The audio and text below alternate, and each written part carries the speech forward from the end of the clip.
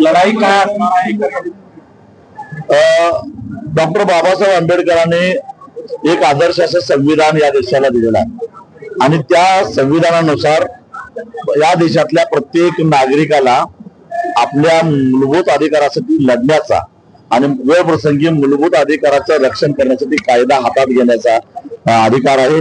महात्मा गांधींनी सविनय कायदेभंग सुद्धा आम्हाला शिकवलेला आहे. सविनय कायदेभंग करूनच या देशाला स्वातंत्र्य मिळालेलं आहे. तेव्हा एका उद्योगपतीच्या हट्टासाठी, एका मुख्यमंत्र्यांच्या ड्रीम प्रोजेक्टसाठी सगळ्या महाराष्ट्राला नको असणारा आणि महाराष्ट्राला कर्जाच्या खाईत लोटणारा हा जो शक्तीपीठ महामार्ग आहे, ज्याच्यातून जवळपास 50 ते 55 कोटी रुपयाचा भ्रष्टाचार होणार आहे आणि हे सारे पैसे 1 लाख कोटी रुपये रस्ता पूर्ण झाल्यानंतर महाराष्ट्रातल्या प्रवाशांना टोलच्या रूपाला तो पैसा परत करायचा आहे. 1 रुपया सरकार घालणार नाही.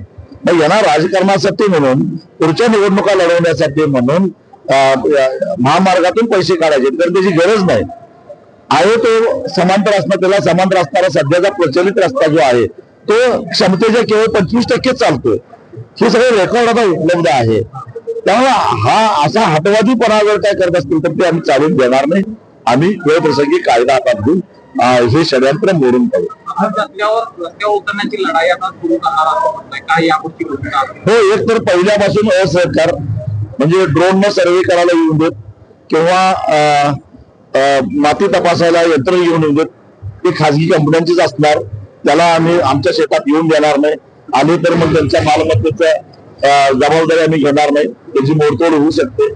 त्याच्यानंतर संयुक्त मोजणी जी आहे त्या संयुक्त मोजणीला सुद्धा आम्ही विरोध करणार आहोत आणि संयुक्त मोजणीमध्ये ज्याची जमीन आहे त्याची परवानगी असल्याशिवाय मोजणी करता येत नाही.